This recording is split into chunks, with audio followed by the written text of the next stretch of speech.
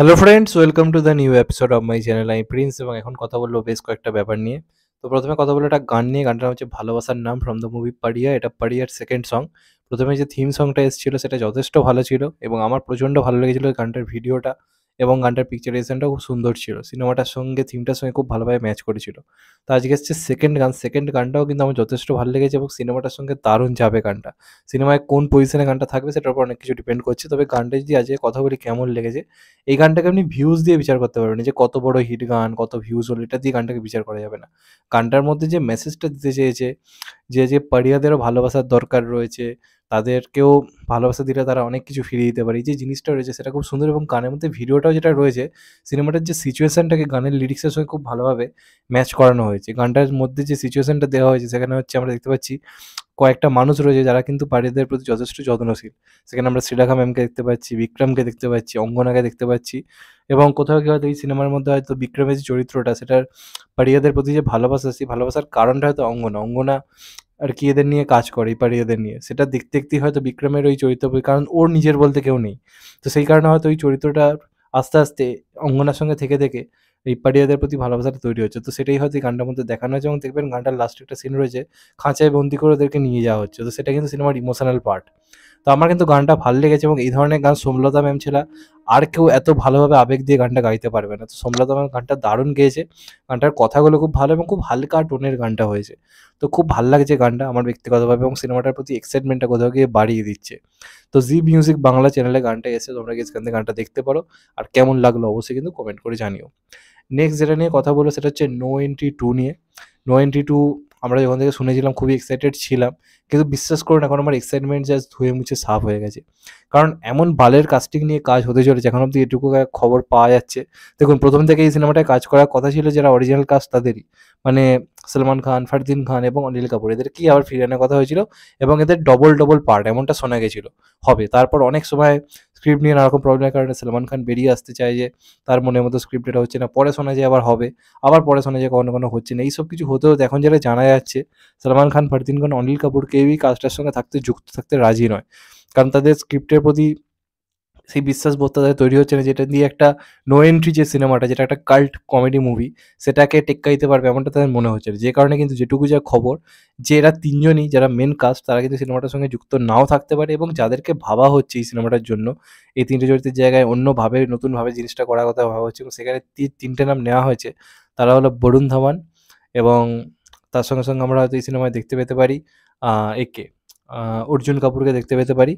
এছাড়া আরও একজনকে আমরা দেখতে পেতে পারি, তবে সেটা এখনও মানে 100% কনফার্ম নয়। তিনি বেসিক্যালি একজন পাঞ্জাবি সিঙ্গার এবং তাকে আমরা গুড নিউজ সিনেমাতেও দেখেছিলাম।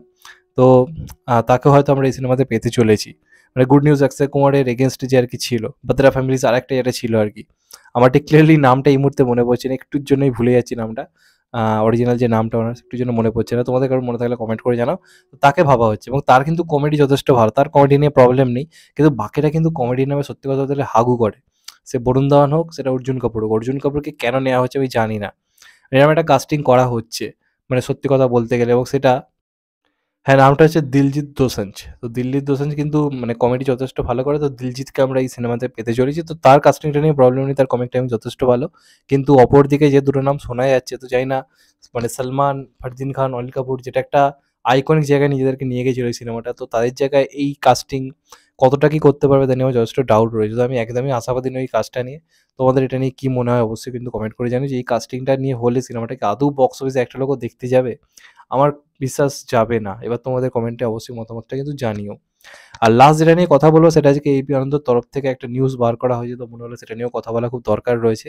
তো এসআরকের এই বছর কোনো সিনেমা আসছে না, কিন্তু 2025 এসআরকে বিরাট বড় কিছু প্ল্যানিং করছে। অনেক সিনেমা তার ভাবনার মধ্যে রয়েছে এবং প্রডিউসারদের জাস্ট লাইন পড়ে গেছে, আপনাদেরকে ক্লিয়ারলি বলে রাখছি। তার মধ্যে এসআরকে আগের মতো হুটপাট সিনেমা চুজ করছে না। সে সেই সিনেমাগুলি করছে যেখানে তার চরিত্রের গুরুত্ব রয়েছে এবং সিনেমাটা একটা অন্য লেভেলের হবে, এরকম ধরনের স্ক্রিপ্ট এখন চুজ করছে। এবং রমকম সিনেমা তো সে একদমই বাদ দিচ্ছে, কারণ রমকম রিসেন্ট টাইমে করা ডাঙ্কি সেইভাবে ওয়ার্ক করেনি। তো যে কারণে এসআরকে এখন পিওর মাস মুভি করারই চেষ্টা করছে, মেন স্ট্রিম, এমনটাই জানা যাচ্ছে। তো ইতিমধ্যে একটা খবর সামনে আসছে, আমরা একই সিনেমাতে খুব সম্ভবত হয়তো রকিং স্টার ইয়াসকে এবং এসআরকে একসঙ্গে পেতে চলেছি, মানে এমনটা প্ল্যানিং চলছে। রকিং স্টার ইয়াস বলিউডে তার এটা ডেবিউ হতে চলেছে। এর আগে তো অন্য industry cinema pan India release করেছে, এটা তার ডেবিউ হতে চলেছে এবং সিনেমাটা রেড চিলিজ এন্টারটেনমেন্ট থেকে আনার প্ল্যানিং চলছে।